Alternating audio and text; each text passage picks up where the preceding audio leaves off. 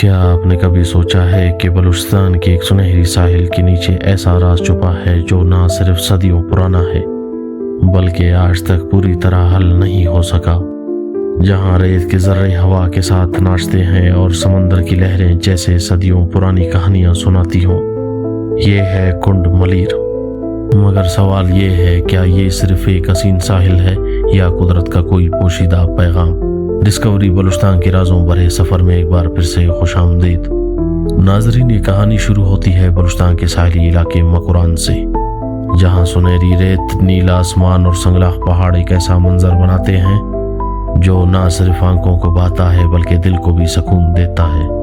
مگر اس جگہ کی خوبصورتی کے ساتھ ساتھ ایک عجیب سا سکوت بھی ہے جس میں کچھ انجانا محسوس ہوتا ہے۔ کچھ سیاح کہتے ہیں کہ یہاں فطرت کی آوازیں زیادہ واضح سنائی دیتی ہیں۔ لہروں کی گونج، ہوا کی سرسراہٹ اور پہاڑوں کی خاموشی سب مل کر ایک ایسا منظر بناتے ہیں جیسے کسی مصور نے قدرت کے رنگوں سے کھنوز بھر دیا ہو۔ ناظرین، کنڈ ملیر ہنگول نیشنل پارک کے دل میں واقع ایک ایسا ساحل ہے جو بظاہر پرسکون دکھتا ہے، لیکن اس کی گہرائیوں میں چھپے راز سائنسدانوں، ماہی گیروں اور سیاحوں سب کو حیران کر دیتے ہیں۔ کیا یہی وہ چیز ہے جو انسان کو یہاں بار بار کھینچ لاتی ہے؟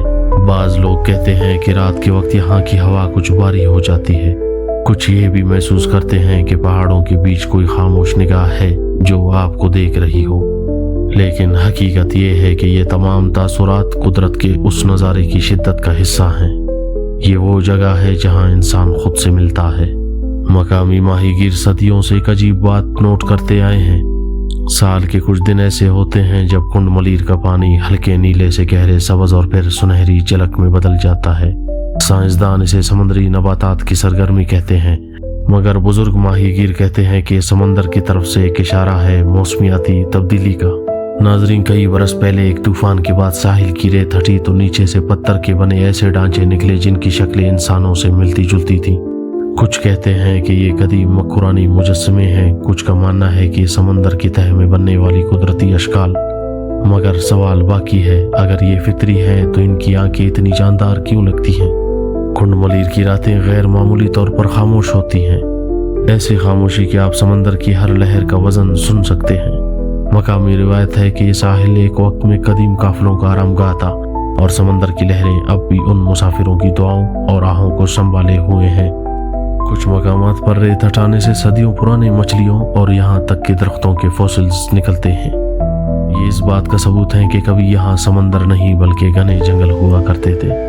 لیکن اصل سوال یہ ہے، اگر یہ سب صرف ایک کہانی تھی تو پھر وہ پراسرار نشان، وہ گہرے کٹاؤ آج بھی ریت کے نیچے دھڑکن کی طرح کیوں محسوس ہوتے ہیں؟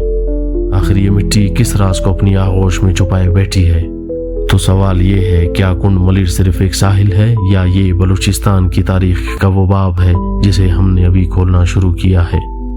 یہ تھا مسٹیریس بلوچستان کا ایک اور قدرتی راز۔ اگلی ویڈیو میں پھر ملیں گے ایک نئے راز کے ساتھ، تب تک کے لیے اللہ نگہبان۔